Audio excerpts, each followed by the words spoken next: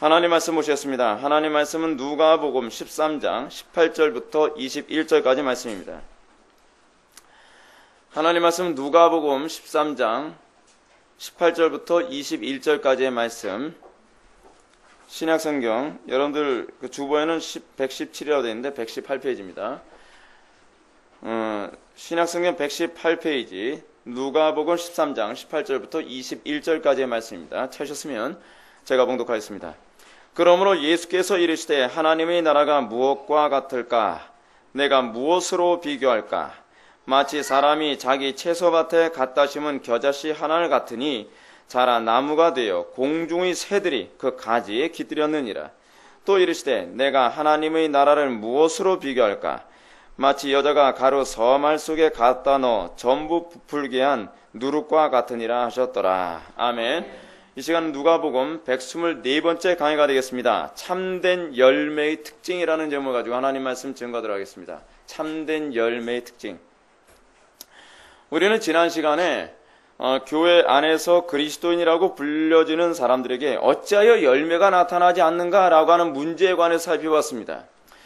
여러분, 우리 기독교 신앙은 열매에 굉장한 관심을 가져야만 합니다.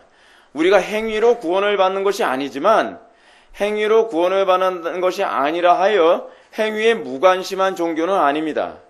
우리가 구원받은 존재라고 한다면 우리는 성경이 요구하는 정당한 열매가 나에게 나타나는가 나타나지 않는가에 관하여 끊임없이 관심을 가져야 한다라고 성경 우리들에게 가르치고 있습니다.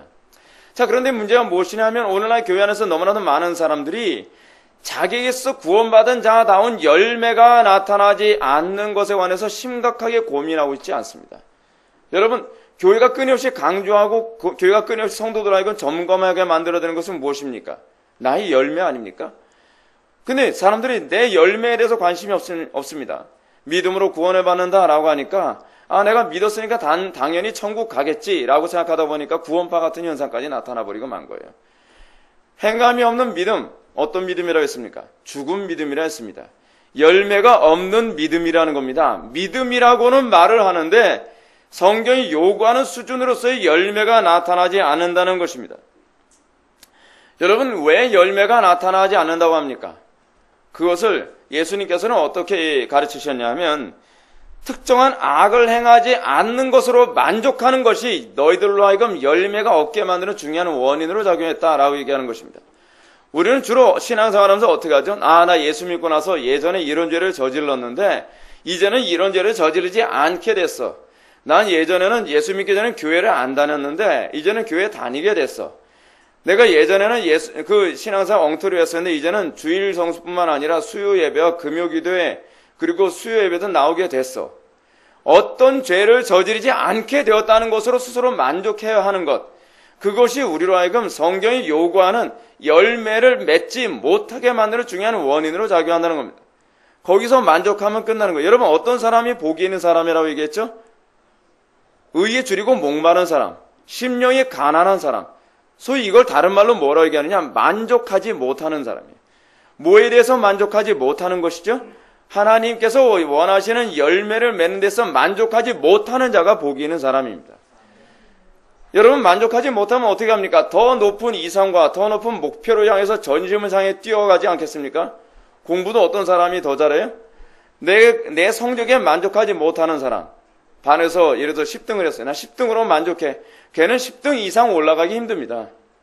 나는 1등 절대로 놓치고 싶지 않아. 그러한 사람이 끊임없이 노력하고 끊임없이 발전이 있는 것 아닙니까? 그래서 사도 바울이 성도를 뭐라고 정의를 내렸습니까? 경주하는 운동선수와 같다 그럽니다.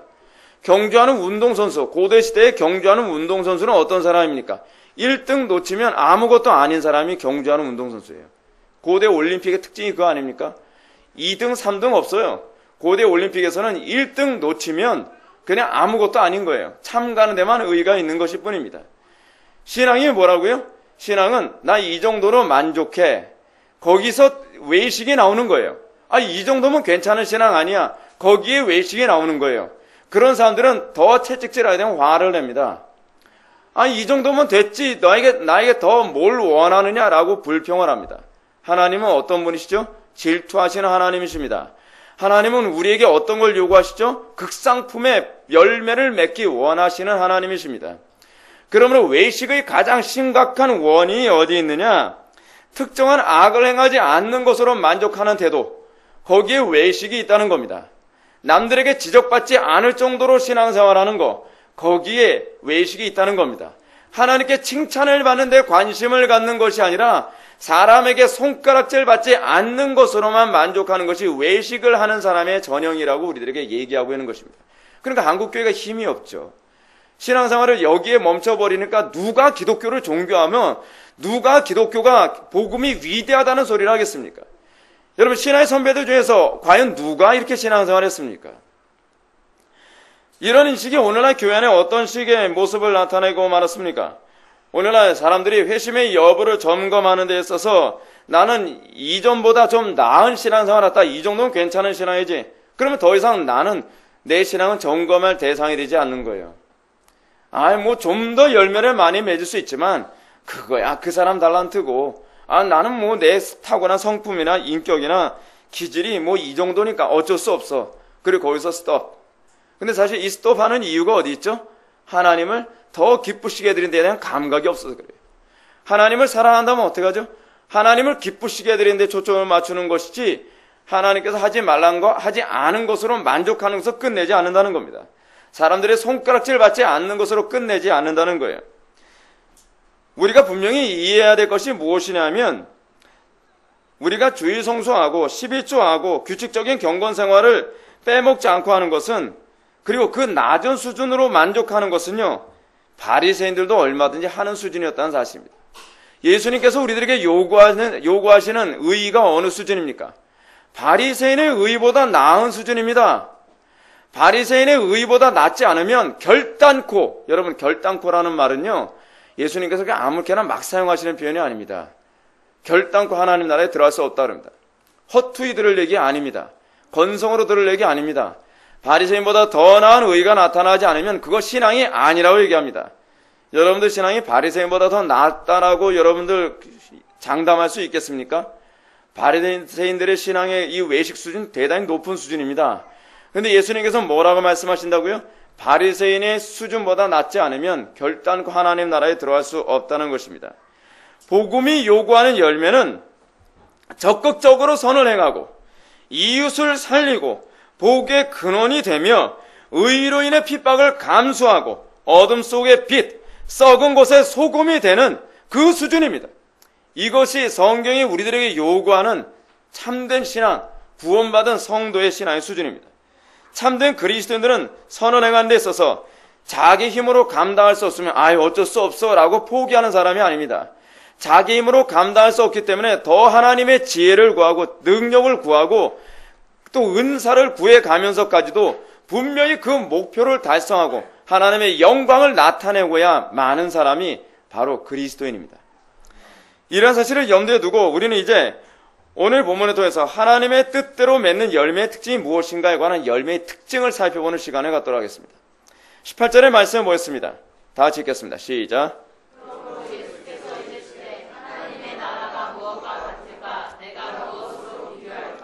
아멘. 대부분 사람들이 제 설교를 들으면서 이렇게 반응하는 사람이 많이 있습니다. 목사님 설교하면서 왜 자꾸 죄만 지적합니까? 그래서 굉장히 힘듭니다. 근데 여러분, 이거는 항상 설교를 잘못 듣는 사람의 전형이에요. 설교를 바르게 듣는 사람은 어떠냐면 저게 바로 내가 도달해야 될 수준이구나 라고 도전을 받는 사람이 있습니다. 똑같은 설교를 듣고서도 책망하는 설교를 듣는 사람이 있고 똑같은 설교를 듣고서도 내가 회개하고 도달해야 될 수준이 저게 있구나 라고 듣는 사람이 있습니다. 도달하려고 하지 않은 사람은 억지로 자기를 거기로 끌어올리려고 하니까 이거 책망으로 듣습니다. 그러나 항상 도달하고자 하는, 하나님을 기쁘시게 해드리고자 하는 열망이 항상 사로잡힌 사람은 내가 여기서 멈추면 안 되는 거구나, 내가 더 열심을 내야 되겠구나 라고 설교를 듣게 될 것입니다. 그것이 성령에 의해서 말씀을 듣게 되는 자들에게 나타나는 특징이라는 것을 미루시기 바랍니다. 자, 오늘 본문 말씀 봅시다. 오늘 본문 18절의 말씀은 뭐로 시작합니까? 그러므로 라는 말로 시작을 합니다. 그러므로, 이 헬라어로 운이라고 합니다. 이 그러므로 운이라고 하는 헬라어를 사용하고 있는 것을 보게 되면 오늘 본문에 나오는 하나님의 나라에 대한 두 가지 비유가 앞에 나오는 말씀과 괴리된 아무 상관이 없는 딴판의 말씀이 아니라는 것을 우리가 알 수 있게 됩니다. 지난 본문의 말씀과 우리가 자꾸 본문을 읽으면서 지난 본문을 염두에 두지 않고 딱 떼어서 본문만 해석하려 들지 않습니까? 표면적으로 봤을 때 오늘 본문의 말씀은 지난 본문과 어떻게 보면 아무 상관이 없는 것 같습니다. 상관이 없는 게 아니고 굉장히 중요한 밀접한 관련을 맺고 있어요. 오늘 본문은 예수님께서 갑자기 이야기의 방향을 전환시키면서 자, 아까 하던 얘기는 그냥 접어버리고 하나님의 나라에 관해서 한번 얘기해보자, 이런 식으로 얘기하는 것이 아닙니다. 이 그러므로 라는 말씀이 나온 것은 이제 이 비유는 지난 본문의 말씀과 중요한 관련을 맺고 있다는 것을 우리들에게 암시해주고 있습니다.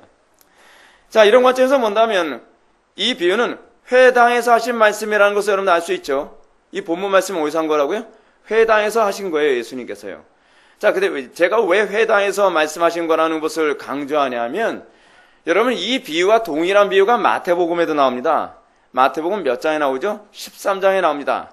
마태복음 13장 1절을 보게 되면 이 비유가 나오게 되어진 장소를 어디라고 얘기하냐면 바닷가라고 얘기하고 있습니다.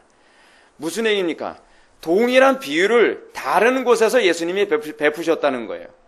예수님은요, 여기서 한번 비유 사용하면 다시는 이 비유 안 사용하고 새로운 비유를 사용하시는 것이 아니라 때로는 다른 장소에서 다른 이야기, 어떤 교훈의 흐름 안에서 동일한 비유를 사용하기도 하셨다는 것을 우리들에게 보여주고 있는 부분입니다. 마태복음 13장에서는 하나님 나라 비유에 관해서 7가지, 하나님의 나라는 어떤 것이냐, 12장에서 13장으로 넘어가면서 이야기가 완전히 다른 이야기로 전환되어지면서 독립된 내용으로서 하나님의 나라를 설명하기 위해 13장을 언급합니다. 근데 오늘 보면 이 누가복음 이 부분에서는 같은 13장인데 누가복음 13장 18절에 나온 13장 18절 이후에 나오는 이 하나님 나라 비유는 하나님 나라를 얘기하는 데 초점을 맞춘 것이 아니에요. 앞에 하던 얘기, 어떤 얘기죠? 열매에 관한 얘기. 열매에 관한 얘기를 하면서 열매의 특징을 설명하기 위해 뭘 언급하고 있는 거예요? 하나님의 나라를 언급하고 있는 거예요. 마치 지난 시간에 예수님께서 참된 열매가 맺어지지 않은 이유를 설명하기 위해서 예수님께서 사용하셨던 도구가 뭐였죠? 안식일에 관한 얘기 아니었습니까? 안식일에 관한 얘기를 도구로 사용하여 왜 너희에게 참된 열매가 나타나지 않느냐라고 하는 것을 예수님께서 말씀하셨던 것처럼, 그 교훈을 주셨던 것처럼 오늘 본문에서 예수님은 하나님 나라라고 하는 이 비유를 이미 바닷가에서도 가르치는 데 사용했던 그 비유를 이 회당에서 다시 동일한 비유를 사용하면서 이 비유를 가지고 자, 이제 성경이 요구하는 참된 열매의 특징이 무엇이냐 한번 볼까 하면서 그거에 관해 설명해 주고 있는 것입니다. 자, 만약에 예수님께서 이 본문의 비유를, 우리가 이 본문에서 이 하나님 나라에 관한 이 비유를 본문의 흐름과 관계없이 본문을 보게 된다면 우리는 마태복음 13장에서 나온 이 비유를 보는 것과 아무런 차이가 없이 본문을 보게 될 것입니다. 그러나 이 비유는 틀림없이 하나님 나라라고 하는 것을 얘기해 주기 위한 것이 아니라 하나님의 나라를 통하여서 열매의 특징을 설명하고자 한다는 것을 염두에 두고 본문을 살펴봐야만 합니다. 이런 관점에서 우리는 오늘 본문에서 말씀하신 하나님 나라의 비유를 살펴봐야만 합니다. 여기서 우리 주님은 하나님의 나라를 두 가지로 비유를 얘기하고 있습니다. 첫 번째는 뭐죠? 겨자씨 비유. 두 번째는 뭐죠? 누룩의 비유입니다. 먼저 우리가 겨자씨 비유에 관한 얘기를 한번 봅시다. 19절 말씀 보시겠습니다. 마치 사람이 자기 채소밭에 갖다 심은 겨자씨 하나 같으니 자라 나무가 되어 공중의 새들이 그 가지에 깃들였느니라. 여기서 예수님 하나님의 나라를 마치 자기 채소밭에 갖다 심은 겨자씨 하나님과 같다라고 비유하고 있습니다. 뭘 얘기하는 거죠? 우리가 1차적으로는 하나님의 나라를 지금 설명해 주고 있습니다. 하나님의 나라가 뭐와 같다고요? 마치 채소밭. 헬라어의 원문은 채소밭이 아니라 정원입니다. 정원에 갖다 심은, 제가 왜 이 부분에 관심을 가진다면 왜 채소밭일까? 그 의미가 뭘까? 채소를 심는 데다가 왜 겨자씨를 심었을까 고민하면서 헬라어를 봤더니 채소밭이 아니라 정원이었어요. 그렇기 때문에 채소밭에는 아무 의미를 둘 필요가 없어요. 정원에 갖다 심은 거예요.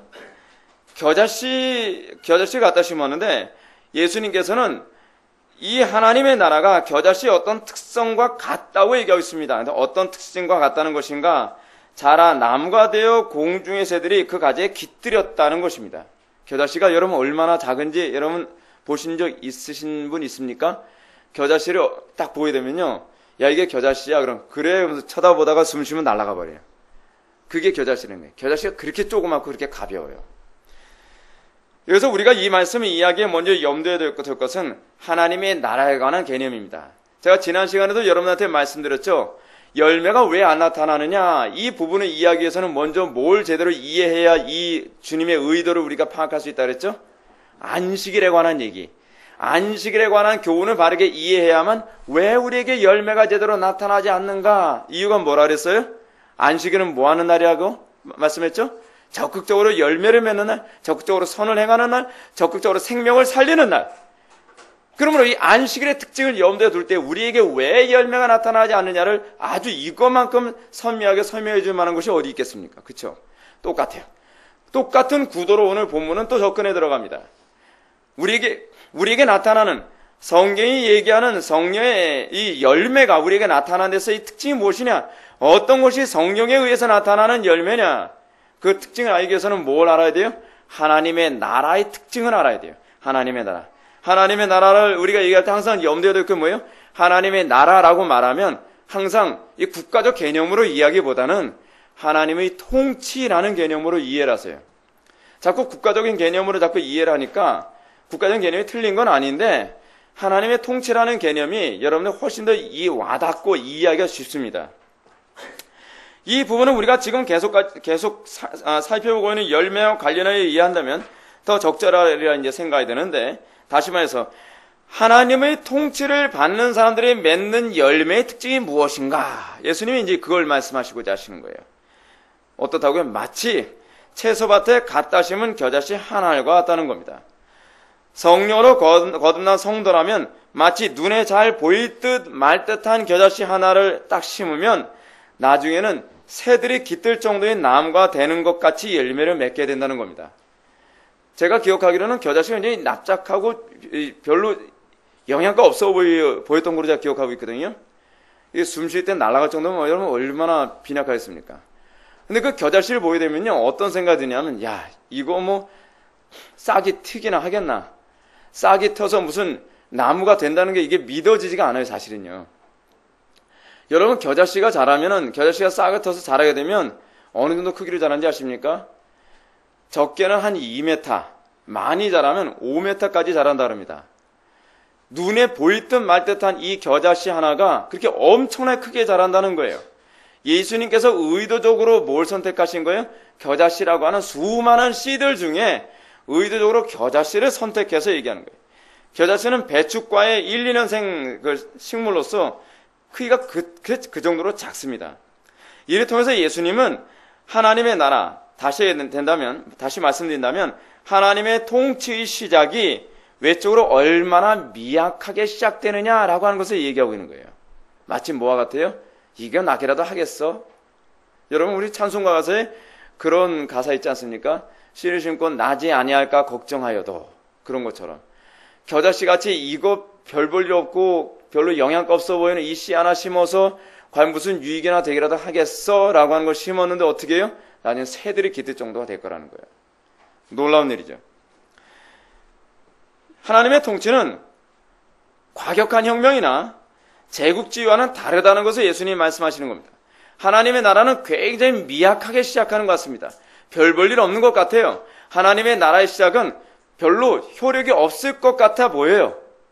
그런데 하나님의 나라가 점점점 이 복음이 확산되어지면 어떻게 되느냐?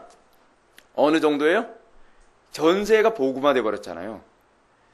이것이 바로 복음의 위력이에요. 이것이 하나님 나라의 특징이에요. 따라서 J.C. 라일 감독은 이 하나님 나라의 특징과 관련해서 이 부분을 이렇게 얘기하고 있습니다. 잘 들어보십시오. 복음의 설립자이신 예수님이 이 세상에 계실 때에 너무도 가난하게 사셨으며 또 죽으실 때에도 행악자처럼 십자가에 못 박혀 죽으셨다. 그를 줬던 무리들 역시 그 수가 너무 적어서 그가 이 세상을 떠날 즈음에 1,000명이 넘지 못하였을 것이다. 첫 번째 선포자들은 어부들과 세리였으며 또한 대부분이 배우지 못한 무식자들이었다.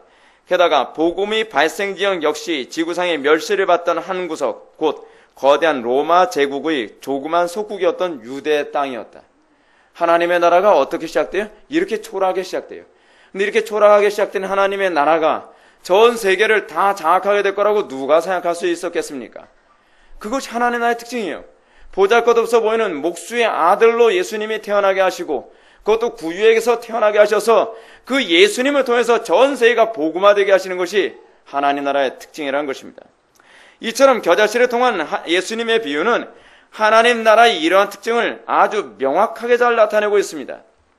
그런데 이 겨자씨의 비유를 이 정도만 해석하고 만다면 우리는 마태복음 13장 31절 이하에 나오는 그 하나님 나라의 비유, 겨자씨와 누룩 비유하고 아무런 차이가 없겠죠. 왜냐하면 마태복음에서 언급하고 있는 하나님 나라 비유 가운데 이 비유나 그거나 똑같이 해석으로 끝나버리고 말기 때문에 그렇습니다. 근데 누가복음은 그것으로 해석하는 것으로 끝나질 않아요. 이것이 어떻게 우리에게서 나타나는 열매의 특징인가를 살펴보는 것으로 가야지 이 본문을 해석하는데 제대로 해석이 되는 거예요. 오늘 우리가 살펴보는 누가복음 본문에서 이 비유는 성도가 열매를 맺는 방식으로 좀 더 폭넓게 이해하고 적용해야 된다고 봅니다. 예수님께서는 이 비유를 거듭난 성도들에 나타나는 열매의 특징이라고 언급하고 계신 거예요. 즉 성령으로 거듭난 성도들은 처음에 거듭났을 때, 다시 얘기하면 처음에 하나님의 통치를 연대 딱 받아들였을 때 비록 그 열매가 미약해 보여요. 그러나 시간이 지나면서 그 열매가 너무도 선명하게 나타나게 될 것이라는 것을 우리들에게 얘기해주고 있는 것입니다. 이런 주님의 가르침은 오늘날 성도라고 자처하면서도 열매가 없으면서도 열매가 있다고 박박 우기는 사람들에게 일침을 강하고 있는 가르침이 아닐 수가 없습니다. 참된 신앙의 기준이 하향 평준화된 상황에서 수많은 사람들이 자신의 외식된 신앙을 통해서 나타나는 열매를 참된 신앙의 열매라고 너무나 심하게 우겨대지 않습니까? 오늘 한국교회가 정말 심각한 위기가 있는 것이 뭐냐면 열매도 아닌데 자꾸 열매라고 생각을 해요. 그들은 이렇게 말하기 좋아합니다. 나는 구원받은 것이 분명합니다. 그러나 단지 나에게 나타나는 열매가 그다지 선명하지 않을 뿐입니다. 우리가 반드시 위대한 신앙의 선배들처럼 그렇게 열매맺을 필요성이 있을까요? 저는 그들보다 기질이 별로 좋지 않고요. 저는 그들보다 머리도 별로 좋지 않고요. 저는 그들보다 별로 결단에 뛰어나지 않으니 이 정도 열매만 해도 대단한 것 아닙니까? 라고 얘기하기 좋아한다는 거예요. 그러나 그것은 성령께서 우리들과 하여금 열매 맺게 하심의 특징이 무엇인지 전혀 모르고 하는 얘기입니다. 이런 신앙의 열매가 과연 참된 신앙의 열매인가? 예수님께서 그 부분에 가서 폭로하기 위하여 오늘 하나님 나라에 관한 두 가지 비유를 우리에게 주고 계신 것입니다. 오늘날 바리새인들의 의보다 못한 열매를 맺으면서도 여전히 회개할 줄 모르는 사람들을 향하여 회개하라고 호통치고 계시는 것입니다. 그 정도 열매가 신앙의 열매가 아니다라고 말씀하고 계시는 것입니다. 이런 이 시대의 위선적인 신자들을 향하여 누가는 참된 신앙이 동반하는 첫 번째 특징을 겨자씨 비유로 말씀하고 계시는 것입니다. 즉 참된 신앙이 동반하는 열매의 특징은 처음엔 그 모습이 비록 미약해 보이지만 그 결과는 누가 보더라도 부정할 수 없을 정도로 분명한 외적 증거가 나타난다는 것입니다. 오히려 여러분 위선적인 신자들은 뭐라고 얘기합니까? 저도 왕년에는요 신앙 괜찮았어요. 지금 같진 않았어요 라고 해요. 정반대예요 여러분. 하나님 나라의 씨가 우리 심속에 심겨지면 하나님께서 우리를 통치하시고 나면 시간이 지날수록 무기력해지는 것이 아니라 시간이 지날수록 더욱더 선명해집니다. 와, 확실히 나는 구원받은 존재임이 틀림없구나. 내가 하나님의 통치를 받고 있구나 라고 하는 것이 점점 더 선명해져 간다는 거예요. 오히려 여러분들이 처음 예수 믿었을 때 내가 구원받은 건가 구원받지 않은 건가 그것이 불분명하지만 예수를 믿고 나면 하나님의 통치, 하나님의 간섭이 점점 선명해서 아, 내가 구원받은 존재가 분명하구나 라고 하는 것이 점점 더 선명해진다고 얘기하는 것입니다. 이는 마치 어떤 신앙인이 예수를 믿고 난 후에 가정이나 직장이나 캠퍼스 생활할 때 어때요? 처음에는 별로 영향력을 못 끼치는 것 같아요. 근데 점점 시간이 지나면서 어떻게 해요? 그 사람이 가정에서 영향력을 끼치고 직장에서 영향력을 끼치고 교회에서 영향력을 끼치고 그리고 사회에서 영향력을 끼치면서 그들에게 정말 그 영향력이 예수님의 표현처럼 공중의 새들이 그 가지에 깃들였느니라 라고 하는 이런 주변 사람들이 그 생명력과 영향력에 의존되는 현상이 나타난다는 거예요. 좀 더 쉽게 말한다면 가정이나 직장이나 캠퍼스에서 다른 사람으로 대체할 수 없는 존재감이 드러나게 된다는 거예요. 예전에 뭐예요? 아이고 저 인간이 좀 없었으면 좋겠는데 저 인간 때문에 우리 가정이 이 지경이야. 저 인간 때문에 우리의 사회가 이 지경이야. 우리 회사가 이 지경이야. 우리 교회가 이 지경이야 라고 하던 사람이 이제는 그 존재감이 점점 강력해지고 더 많은 사람들이 그 속에서 나타나는 그리스도의 생명력 때문에 야, 저 사람이 없으면 안 돼. 저 사람 때문에 정말 이 공동체에 이런 모습이 나타날 수 있어. 우리 직장이 이렇게 화기애애할 수 있지 라고 얘기할 수 있어진다는 거예요. 여러분, 그래서 기독교가 위대한 겁니다. 있으나 마나한 종교라고 한다면 여러분 기독교가 도대체 왜 있어야만 합니까? 그렇지 않습니까? 이런 차원에서 봤을 때 오늘날 이 시대 교회는 참으로 참담하지 않을 수가 없습니다. 이 시대 교회는 비록 초라하게 시작될지라도 이 세상에서 다른 것으로 대체할 수 없는 존재감을 드러내야만 합니다. 그게 기독교입니다. 다른 것으로 대체할 수 있다면 기독교가 아니죠. 여러분, 다른 것으로 대체할 수 있는 종교가 뭐하러 존재할 필요가 있겠습니까? 그런데 오늘날 이 시대 교회는 애석하게도 세상의 다른 조직으로도 얼마든지 대체할 수 있는 조직이 되어버리고 말았어요. 이런 사회봉사단체로 얼마든지 대체할 수 있는 것이 교회입니다. 또 가정의 행복을 위해서 무슨 해준다? 그거 얼마든지 다른 단체로도 해결할 수 있습니다. 이젠 더 나아가서 뭐가 돼버렸죠? 다른 종교로도 대체할 수 있는 종교가 돼버리고 말았어요. 여러분, 이런 종교가 도대체 있어야 될 이유가 어디 있겠습니까? 여러분, 우리가 정말 명심하고 정말 우리가 고민해야 될 것이 뭐냐면 저는 좀 노골적으로 이렇게 얘기하고 싶습니다. 우리 교회는 있어도 그만 없어도 그만인 교회인가? 우리 교회가 정말 있어야만 하는 교회인가? 제가 개척을 시작하면서 항상 그 부분을 고민했습니다. 없어도 되는 교회가 너무나 많았기 때문에 나는 없어도 되는 교회 하나를 더 보태기 위해서 개척하고 싶진 않다. 나는 없어서는 안 되는 교회, 이 시대와 이 지역과 이 나라에 꼭 필요로 하는 교회. 그래서 이 교회 때문에 많은 사람들이 의존되어지고 이 교회 때문에 많은 사람들이 유익을 얻을 수 있는 그런 교회가 됐으면 좋겠다. 여러분, 오늘날 이 시대 교회는 어떻습니까?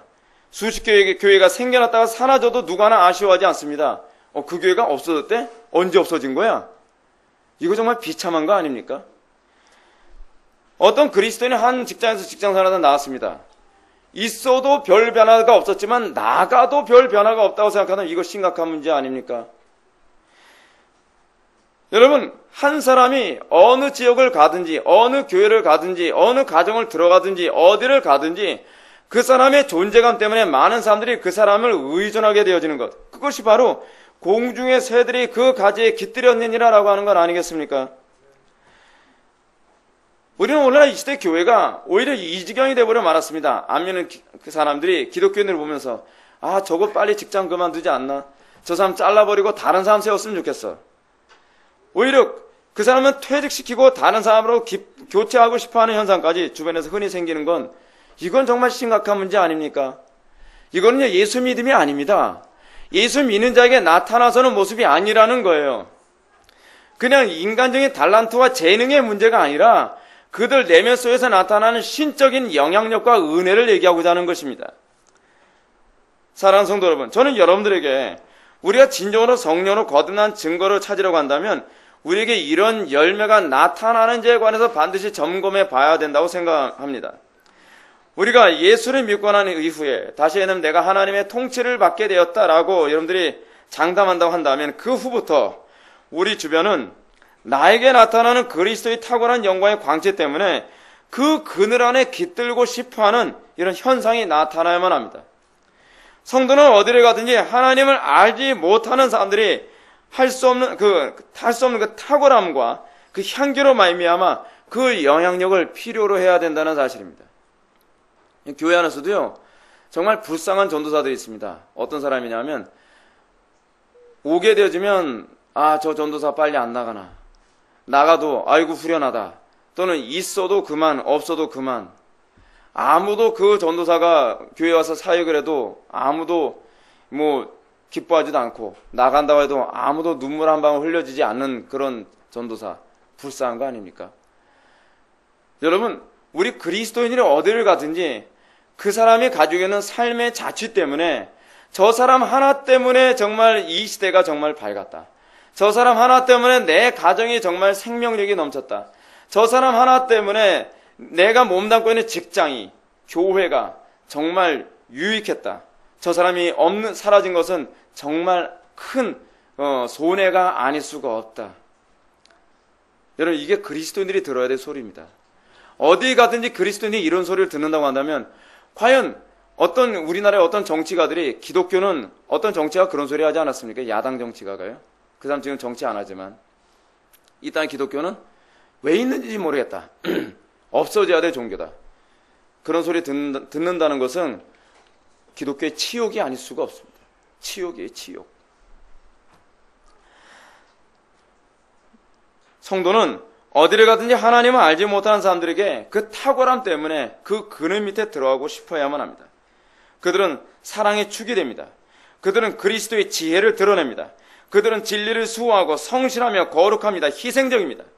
한마디로 말해서 성령으로 거듭난 성도들은 자연인들에게는 기대할 수 없는 신적인 힘과 분위기를 그들은 가지고 있다는 것입니다.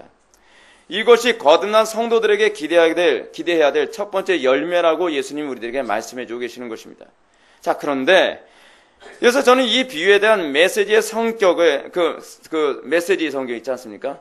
그 유진 피터슨이 쓴 메시지 성경이 그 심각성을 좀 말씀드리고자 합니다. 유진 피터슨에 의해서 번역되어진 이 메시지 성경은 이 비유의 핵심을 굉장히 많이 흐려놓고 있습니다. 본문 19절의 말씀은 다음과 같이 번역하고 있습니다.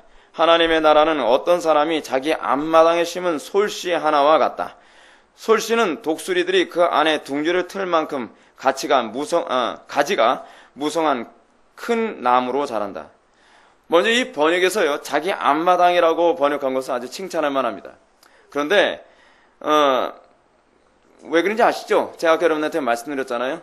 이 채소밭이라고 번역된 우리 한글 성경의 이 헬라어 캐포스라고 하는 부분은 정원이라는 뜻이거든요. 그러니까 앞마당이라고 번역한 건 칭찬할 만해요. 그러나 유진 피터슨은 무슨 의도에 의해서 그랬는지 모르지만 겨자씨를 솔씨라고 번역을 했습니다. 솔씨가 뭔지 아세요? 소나무씨요. 소나무씨. 솔씨라고 번역을 하고 공중의 새들이 그 가지에 깃들였느니라 라는 말씀은 이상하게도 독수리들이 그 안에 둥지를 틀 만큼 가지가 풍성한 나무로, 큰 나무로 자랐다라고 번역을 했습니다. 이 번역이 좀 심각한 거예요. 굉장히 왜곡된 번역입니다. 이 번역은 예수님께서 베푸신 비유의 의도를 많이 흐려놓고 있습니다. 이 비유의 핵심 가운데 하나는 씨가 매우 작다라는 것에 초점이 맞춰져 있어요. 그런데 솔씨나무 씨는 그렇게 작은 씨가 아니라는 점에서 이 비유의 핵심을 많이 벗어나고 있습니다. 그리고 그 씨가 자라서 다양한 종류의 새들이 그 가지를 통해 유익을 얻는다라고 예수님은 말씀하고 계시는데, 그래서 뭐라고 표현했어요? 공중의 새들, 다양한 새들을 얘기하는 거죠. 근데 공중의 새들이라고 번역한 부분을 이 유진 피터슨은 왜 그런지 모르지만 독수리들이라고 해요. 독수리들이 둥지를 틀 만큼 커졌다. 여러분, 이 성경을 유진 피터슨의 메시지 성경을 읽으면 이해가 잘 될지 모르지만 예수님이 말하고자 하는 의도에서는 굉장히 많이 벗어난다는 것을 여러분들 아셔야만 합니다.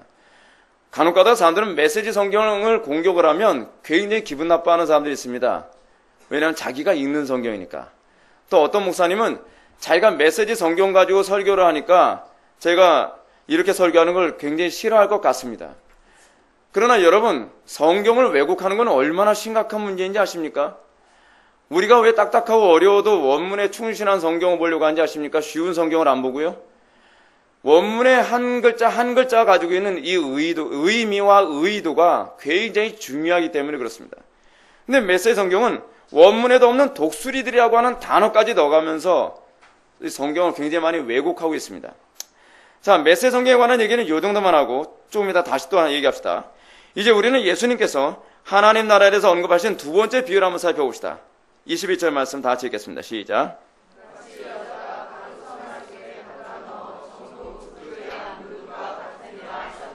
아멘.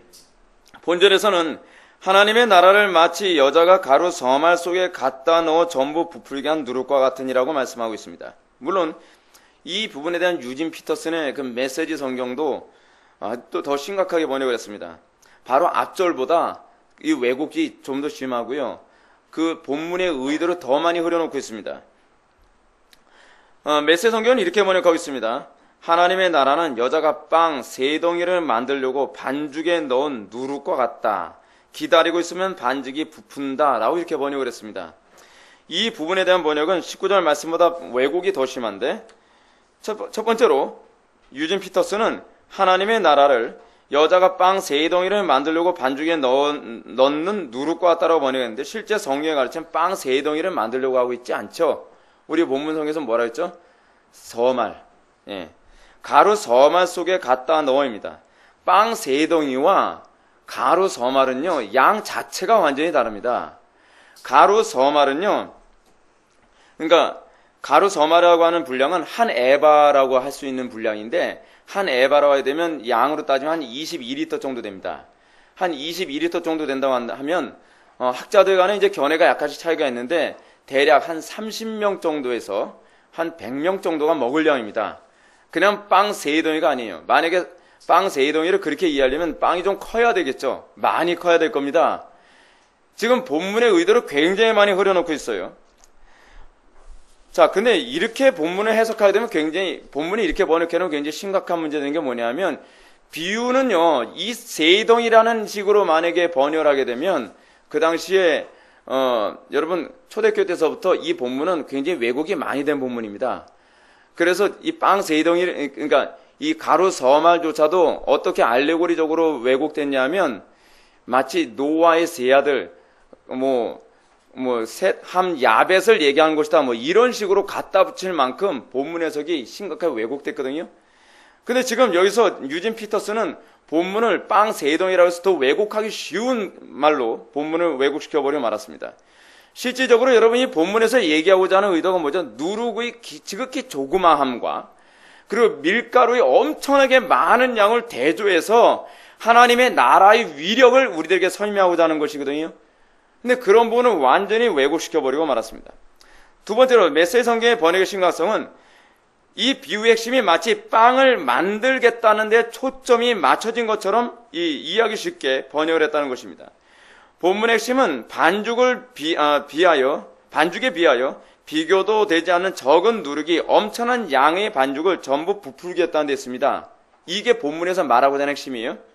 그러나 본문의 비유에는 원문에도 없는 빵이라는 단어를 갖다 놔버렸어요. 저는 이 사람이 왜 번역할 때 빵이라는 단어를 갖다 놓는지 저는 이해를 못하겠어요. 제가 원문 성경을 아무리 뒤져봐도 빵이라는 단어가 이 본문에 나오질 않아요. 그렇게 해석할 수 있는 단어도 없고요. 즉 누룩의 효력보다는 누룩의 효력을 통해서 빵 3덩이를 만들려고 한다라고 번역하고 있거든요. 표현을. 마치 빵을 만드는데 초점이 맞춰진 것처럼 해석할 수 있는 여지를 만들어버리고 말았어요. 이 정도면 그 왜곡이 얼마나 심각한 정도인지 알 수 있습니다. 제가 여러분한테 뭘 얘기하려는 거죠? 유진 피터슨의 메시지 성경 읽지 마라. 그냥 한마디로 요약해서 이겁니다. 이거 심각하게 왜곡된 성경입니다. 여러분들이 이 책은 많이 경계하시기 바랍니다. 제가 성경 설교하면서 제가 자주 이걸 언급하는 이유가 뭐냐면 제 설교를 듣는 사람들 중에서 메시지 성경에 대한 그 경각심을 자꾸 심어줘서 메시지 성경이 어느 정도로 심각한 성경인지를 알게 만들기 위해서 제가 자꾸 언급하는 겁니다. 자, 그럼 본절에서 예수님은 왜 반죽 전체를 순식간에 부풀게 하는 누룩의 특징을 강조하고 있는 것이겠습니까? 바로 앞에서 언급했던 그 겨자씨의 비유가 외적인 성장을 표현하고 있는 것이라면 누룩의 비유는 뭘 얘기하는 거예요? 내적인 영향력을, 내적인 능력을 얘기하는 거예요. 예수님은 지금 복음이 처음에는 한 사람 또는 한 가정, 한 지역, 한 국가에 매우 미미하게 영향을 끼치는 것처럼 보입니다. 자, 여러분, 복음을 전할 때 어떻습니까? 내가 이 사람 하나 복음 전한다 해서 뭐가 달라지기도 하겠나? 내가 정말 이 나라가 이 지경인데 한두 사람 복음 전해서 무슨 변화가 있게라도 하겠나?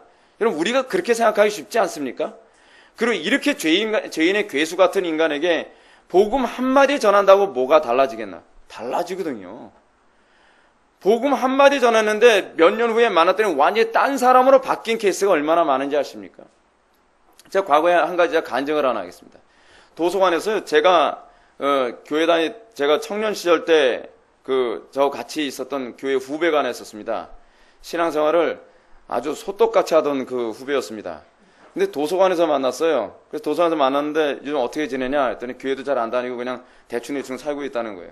그러냐? 그래서 이제 걔가 얘기하다 제가 저는 전도 생활하고 있는 상황이다 보니까 걔를 만날 이유가 별로 없어요. 그래서 그냥 복음을 그냥 일단 전했습니다. 복음을 전하고 신앙생활 잘해라 하면서 헤어졌어요. 그래서 몇 년 후에 만났습니다. 그랬더니 누굴 만나냐면 걔를 만난 것이 아니라 걔 어머니를 만났는데 걔 어머니가 이런 얘기합니다. 우리 아들이요 어쩐 일인지 언제부턴가 어찌나 신앙생활에 열심을 내는지 지금 신앙생활 무지하게 열심히 하고 있다는 거예요. 달라진 게 하나도 없어요. 그냥 복음 한번 전하고 그 복음 안 받아들이겠다는 걸 제가 협박하면서 제가 그 복음을 전했거든요. 아, 됐어요, 형. 그래, 되긴 뭐가 돼. 이리 와봐. 하면서 제가 막 협박하면서 복음을 전했는데 그게 그런 결과를 초래할 줄 모르는 거예요. 그래서 제가 다시 한번 놀란 게 이겁니다. 야, 복음이 위대하구나. 그냥 한마디 전하고 그 이후로 제가 제자교육 시켰거나 성경 공부한 것도 아닌데, 그리고 그 청년이 다니는 교회가 별로 좋은 교회가 아니에요. 그럼에도 불구하고 복음의 위력이 이렇게 대단합니다. 지금 예수님께서 여기서 이 본문을 통해서 우리에게 얘기하시는 것이 무엇입니까? 누룩은 가루 섬안에 비하면 그 존재는 매우 미약하지만 그 누룩이 가루 속에 들어갔을 때 가루 전체를 부풀린다는 거예요. 그런데 이 부풀린다는 이 말 속에서 우리가 간과하지 말아야 될 중요한 개념이 하나 있습니다. 무엇이 뭐냐면 누룩은요 단순히 부풀리는 것이 아니라 밀가루의 성질까지 바꿔버린다는 것입니다. 복음의 특징입니다. 예수님께서는 누룩이 가지고 있는 아주 독특한 특징을 우리들에게 말씀하고 계시는데 이것은 밀가루의 의지와 관계없이 밀가루의 성질을 다 바꿔버린다는 것입니다. 그래서 예수 믿는다는 것이 뭐예요? 본성의 변화예요. 단순히 성격이 바뀌었다거나 가치관이 바뀌는 그 개념이 아니에요. 우리 본성 자체가 바뀌어지는 것입니다. 간혹 사람들은 자신에게 구원받은 자로서의 열매가 선명하게 나타나지 않는 이유를 생리적인 결단력의 문제라든지 성격의 문제라 자꾸 생각하는 사람들이 많이 있습니다. 그러나 우리에게서 복음에 합당한 열매를 맺지 못하는 이유는 우리가 타고난 의지와 기질의 문제가 아닙니다. 그것은 복음을 통해서 우리의 본성 자체가 바뀌지 않는 것이 문제입니다. 칼빈이 기독교 강요에서 언급하고 있는 것처럼 우리의 성화는 전적으로 하나님의 의지의 결과입니다. 우리의 의지의 결과가 아니라 하나님의 의지의 결과란 말이에요. 사도 바울이 빌립보서 1장 6절에서 뭐라 얘기합니까? 너희 안에서 착한 일을 시작하신 이가 그리스도의 예수의 날까지 이루실 줄을 우리는 확신하노라. 우리 안에서 착한 일을 이루시는 분이 우리로 하여금 그리스도의 예수의 날까지 계속적으로 마치 누룩처럼 우리를 계속 변화시킬 거라는 거예요. 우리를 계속 새롭게 할 거라는 거예요. 그 변화가 멈추지 않을 거라는 거예요. 이 말씀이 바로 우리들에게 그것을 해주는 것입니다. 하나님의 의지의 결과라는 얘기죠. 하나님께서 착한 일을 시작하시고 그리스도 예수의 날까지 그것을 하나님이 이루실 거라는 것입니다. 라이 감독은 복음의 은혜의 사역이 어떻게 나타나는지를 다음같이 우리들에게 얘기하고 있습니다. 한 번 영혼 속에서 시작된 은혜의 사역은 결코 멈추지 않는다. 그것이 점차적으로 확산되는 누룩과 같기 때문이다. 은혜의 사역은 마치 누룩처럼 다른 덩어리와 혼합되어 결코 분리되지 않는다. 조금씩 양심과 감정 그리고 마음과 의지까지 영향을 주어 마침내는 전 인격이 그 능력에 사로잡혀 결국 하나님께 돌아오는 회개의 역사를 불러일으킬 것이다. 이것이 복음의 위대함입니다. 이런 은혜의 사역에 대하여 칼빈이 어떻게 가르치고 있는지 기억해야만 합니다. 칼빈은 이 은혜의 사역에 가져다주는 누룩과 같은 역사를 다음같이 언급합니다. 의지가 올바른 것에 대한 사랑을 품고, 복음의 특징이 뭐예요? 복음이 여러분들 심령에 제대로 들어갔다면 의지가 올바른 것에 대한 사랑을 품게 됩니다. 그것을 향하여 열심을 기울이며 그것을 이루기 위하여 움직이는 것이 모두 하나님의 행하심인 것이다. 복음이 어떤다고요? 복음은 여러분들의 의지를 바꾸고 열심을 바꾸고 여러분들의 삶 자체를 뒤바꿔버릴 거라는 것입니다. 이에 대해서 어거스틴은 다음같이 언급합니다. 의지가 없는 사람으로 하여금 의지를 갖도록 은혜가 앞서 역사하며 의지를 갖는 사람으로 하여금 헛되이 의지를 발휘하지 않도록 은혜가 뒤따르는 것이다. 은혜가 앞에 서고 은혜가 뒤에 섭니다. 우리가 의지가 약해서 못하는 게 아니라 은혜가 없어서 못하는 거라는 거예요. 하나님의 복음의 능력이 얼마나 위대한지 은혜가 앞서서 우리의 약한 의지를 끌어주고 또 은혜가 뒤에 있어서 우리의 약한 의지를 밀어줌으로 말미암아 하나님께서 우리의 마음에 소망하게 한 그 바를 반드시 성취하고 이루게 하실 거라고 우리들에게 가르치고 있는 것입니다. 사랑하는 성도 여러분, 우리에게 열매가 분명히 나타나지 않은 원인이 어디에 있다는 것입니까? 그것은 의지의 박약의 문제가 아닙니다. 의지가 변화되지 않았기 때문입니다. 누룩이 밀가루의 성질을 변화시키는 것처럼 복음을 통해서 주어지는 은혜는 우리의 의지를 변화시킵니다. 우리의 본성을 변화시킵니다. 의지는 결코 생리적으로 받은 타락한 의지와 다른 것입니다. 의지가 없는 사람으로 하여금 의지를 갖도록 만드는 것이 복음입니다. 의지가 분명한데 열매를 맺을 때까지 실패하지 않도록 하는 것이 또한 은혜입니다. 은혜는 우리라고 없는 의지를 갖게 만드시고 없는 의지를 가질 뿐만 아니라 그 의지가 성취될 때까지 그 의지를 계속 밀어주시는 분이 바로 은혜라는 것입니다. 사랑하는 성도 여러분, 우리에게 이러한 열매의 특징이 나타나는지 점검해 보시기 바랍니다. 내가 하나님의 통치를 받고 난 이후부터 내가 가는 곳마다 주변 사람들이 내 그늘에 깃들기를 좋아합니까? 또 의지의 변화가 점점 선명하게 나타납니까? 말씀의 통치에 의하여 삶이 날마다 변화되느냐라는 말입니다. 만약 그리스도인에게 이런 특징이 나타난다면 이 세상은 놀랍게 변화될 것입니다. 놀랍게 개혁될 것입니다. 아니, 변화되지 않는 것이 오히려 이상할 것입니다. 오늘날 이 시대 기독교가 정말 성경이 가르치는 참된 의지, 성경이 가르치는 참된 열매에 대해서 다시 한번 숙고해 볼 가치가 있다고 생각합니다. 성경이 가르치는 열매를 맺게 된다면 이 시대는 놀라운 변혁과 놀라운 개혁의 시대를 다시 한번 보게 될 것을 믿으시기 바랍니다. 다 같이 기도하시겠습니다. 사랑이 많으신 하나님 아버지, 우리에게 나타나는 열매가 성령께서 주시는 열매인지 아닌지를 다시 한번 점검할 수 있는 기회를 주심을 감사드립니다. 아버지, 우리가 은혜에 붙들림 바 되어지길 원합니다. 은혜에 노예되기를 원합니다. 우리의 삶 속에서 하나님께서 뜻하시는 바가 날마다 열매로 나타나게 하여 주시사 우리를 통하여 수많은 사람들이 우리의 그늘 안에 깃들기 열망케 되어지는 시대를 목독케 하여 주옵소서. 예수님의 거룩하신 이름으로 기도하옵나이다. 아멘.